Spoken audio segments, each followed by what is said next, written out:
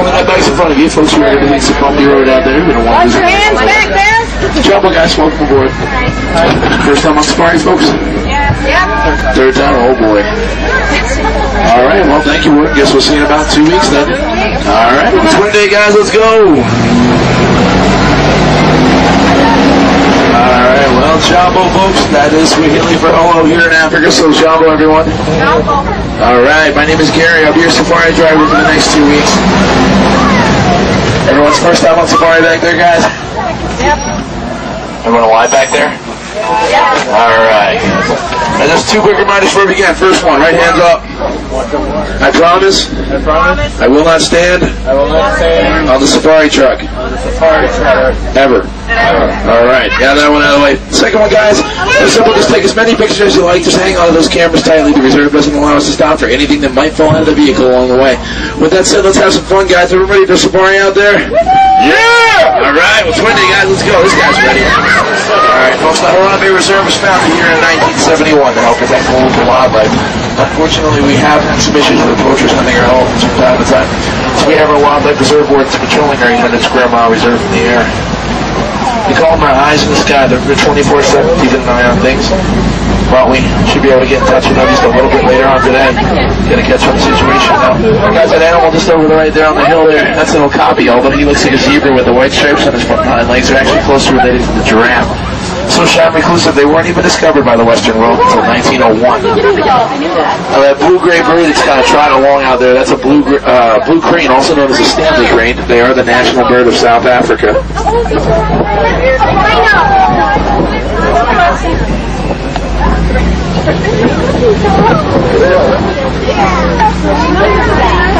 Alright guys, let's begin riding the water club here. We are going to start seeing some more of our favorite animals like to gather here.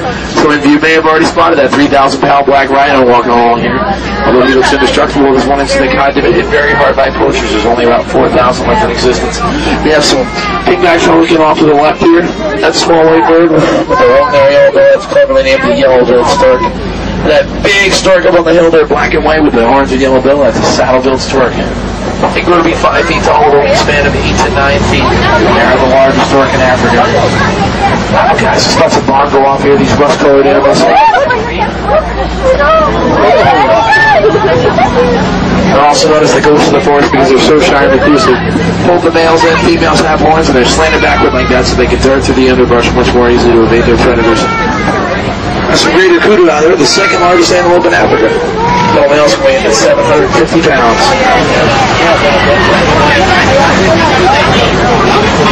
That sounds like one of my favorite wardens up there right now. Simple one, they're worth Wilson Motua. Hey, it's scary. Is that you making the rounds up there today, buddy? Over.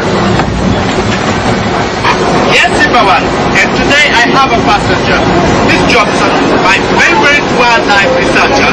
Hello, everyone. Hello, Jumbo, Miss Johnson. I'm sitting down toward the Safi River right now. If you have any wildlife spots, share with us. We'd love to hear. Over. Alright. Responsibilities. Male mile, right close down there. Right at the Safi River there. And we have the largest hippo containment in the world here, a total of 17.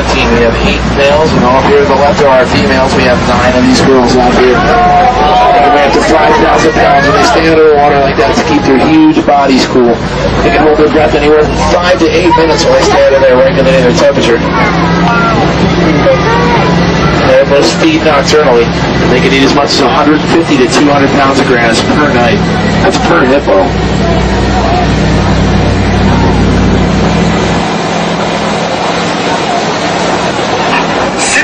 Copy. When you come to Senegali Bridge, go Pole very slowly. The old bridge has seen better days, and I think our shifty-eyed friend, the crocodile, know it. Oh, Roger, we'll do. Over. Everyone just hang on tight, cross your fingers. Guys, just a reminder to remain seated, but if you look over the edge on either side, you may spot some Nile crocodile down there. Much larger than the American alligator. These guys appear to be 20 feet long. Maybe even spot a few down there with their jaws open. When they're not doing that to be scary, that's actually how they regulate their body temperature out here. They're exothermic. It gets pretty hot out here in Africa, and while they do all they can to keep cool. Now, speaking of jaws, their jaw pressure is about 1,200 pounds per square inch. I would not want to get my fingers caught in there. around this next bend of ahead, we're actually approaching one of our favorite spots here in the reserve, the baobab tree. These trees can grow to be as much as 2,000 years old. This one's going to be about 1,000. They're also known as the upside-down tree because while their branches only grow about 3 months out of the year, when they brand like that, they almost look like roots growing up there in the sky. Alright, folks. Here we are, the savanna, part of the Serengeti grassland system. Zebra and wildebeest will migrate through it in large herds. Antelope, lions, and elephants, well, they live here all year round. It's all part of the wild Africa we're working so hard to save here. I see you down there. You do? You are in bush country. Where are you working? Drive carefully. I don't want you bumping into my animals. You should begin to see a wide variety of grass-eating animals around you, such as Thompson's gazelle. Just Thompson. No one in Africa wants them Thompson gazelle. They are sorry. Oh, Roger, we'll keep an eye for those Tommies. Over. Alright guys, have a look at the savanna that you see around you, folks. It's created mostly by the animals that live here. Without them, this would be pretty much just dense forest. The elephants are kind of like bulldozers. They mow over the trees, chew on the bark they enjoy so much. Never a difficult task for them with adults weighing in at almost 12,000 pounds. Giraffes are kind of like the pruning shears. They trim the tops of the trees, eat the leaves up there so the light can shine through in the grass and grow. Zebra and antelope, they're kind of like the lawnmowers. They eat the grasses down below. And the warthogs and gazelles, well, they trim up the edges. One thing's for sure, folks, in a natural balance system like this, there's always enough food for everyone.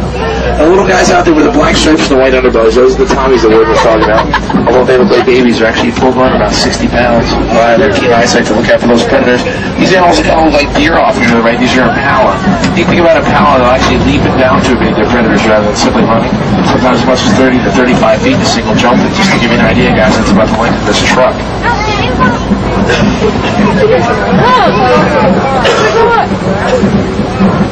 Those dark brown animals off to the right there with the curved horns, those are sable antelope. Their horns grow to be as much as 60 inches long. They're actually part of the emblem for the Romney Reserve. And way up there on the hill, you may spot a reticulated giraffe or two. Those are the two females up there. We have two females and a male. I'm not sure where Santé is right now. The female's weighing at about 2,000 pounds. The Santé's about 2,500 pounds. He stands about 19.5 feet tall.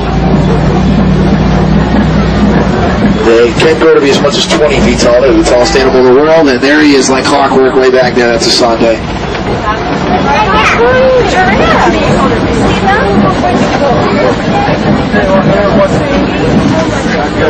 Just kind of peeking through the bushes up there.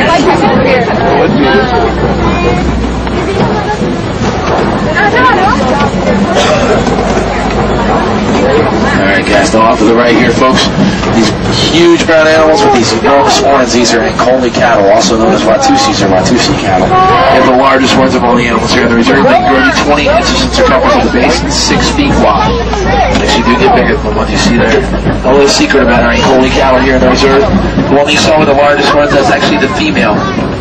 And the other three around her are her male calves. Or babies.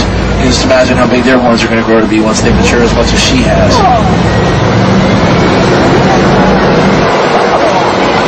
And there's a little bit better looking Santé, minus the sun in her eyes.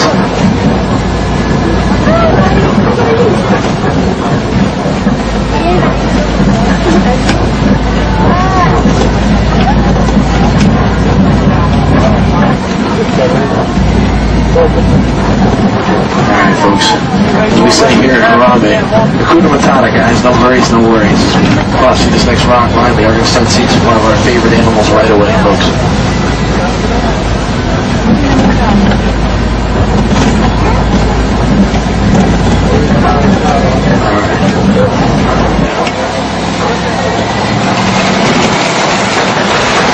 Off on the rocks over the left-hand side, we'll see some of the mandrills here in the reserve, but to be honest with you, they're very shy this time of day. I doubt we'll see some. I stand corrected, there's a dominant male outside in the clearing. I've never seen him this time of day. That's very rare. You can always tell the dominant males by the bright colors on their faces and other areas. Let's see Big Red or Little Red out there. The simple one to work most than any sign of Big Red or Little Red from up there today. Over. I have not been there today. Try the red clay pit. Big Red is the elephant matriarch of the reserve's herd.